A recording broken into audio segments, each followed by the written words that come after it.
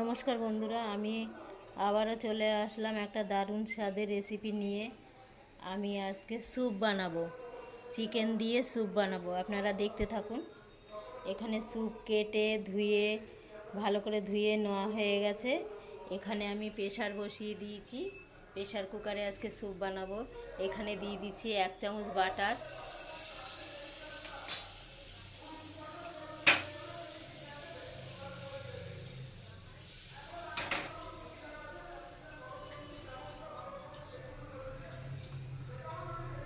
এবার আমি দিয়ে দিচ্ছি ধুয়ে রাখা চিকেনগুলো।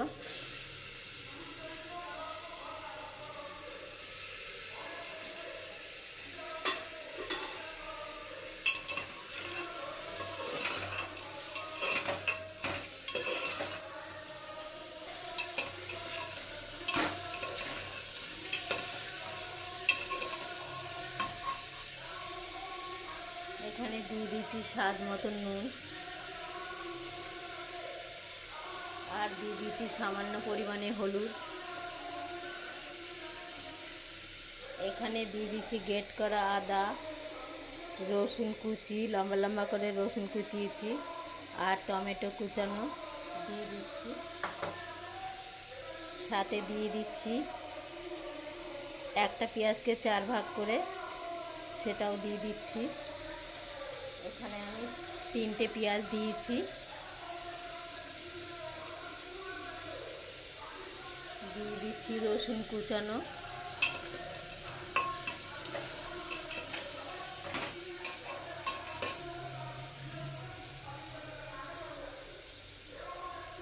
টমেটো,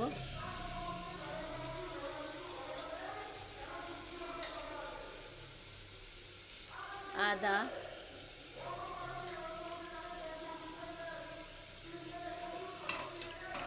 আমি এখানে কোনো সবজি দেব না আজকে, যেহেতু সকালে অনেক সেদ্ধ সবজি খাওয়া হয়েছে। তার জন্য আমি আজকে সবজি ছাড়াই স্যুপ বানাচ্ছি।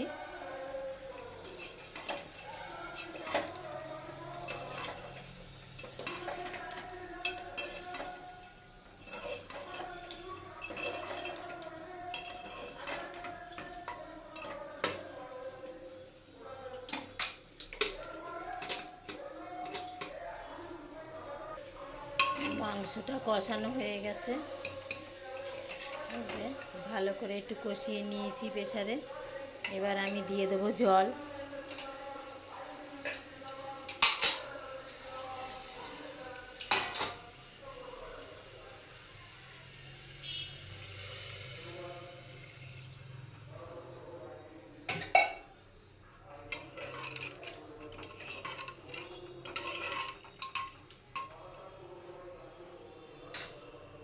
এবার আমি ঢাকনাটা আটকে সিটি মেরে নেব।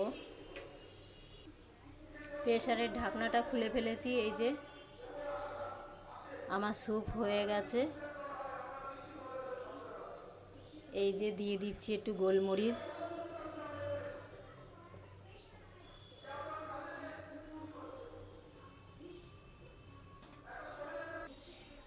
এই যে দেখুন ডিমটার মুখের দিকে একটুখানি ফাটিয়ে নিয়েছি। নিয়ে আমি এটাকে হাতে আঙ্গুলে চাপে ধরে আমি এটাকে ঝাঁকাচ্ছি ডিমটাকে। এবার আমি এতে দিয়ে দিচ্ছি, দেখুন আস্তে আস্তে দিয়ে দিচ্ছি। এই যে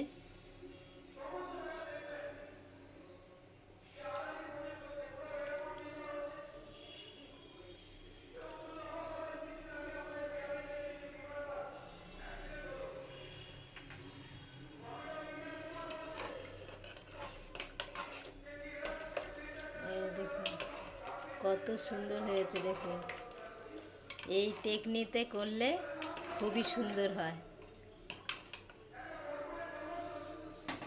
খুবই ভালো হয় এই টেকনিতে করলে। আর দিয়ে দিচ্ছি আমি টক টক খাওয়ার জন্য আমি দিয়ে দিচ্ছি তেঁতুল গোলা জল।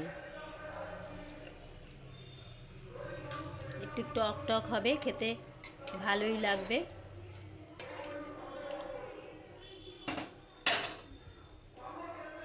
পুরোপুরি স্যুপটা হয়ে গেছে।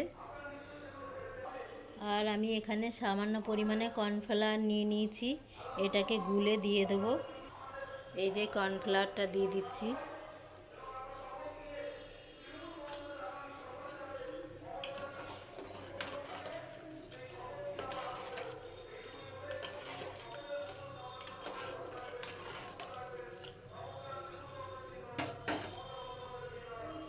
কত সুন্দর হয়েছে দেখেছেন? এইভাবে আপনারাও করে খাবেন, দেখবেন খুবই ভালো লাগবে।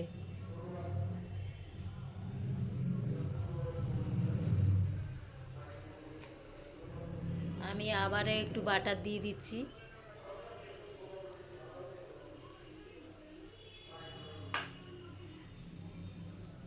আমি এবার স্যুপটাকে নামিয়ে ঢাকা দিয়ে রাখবো, খাওয়ার সময় গরম থাকবে।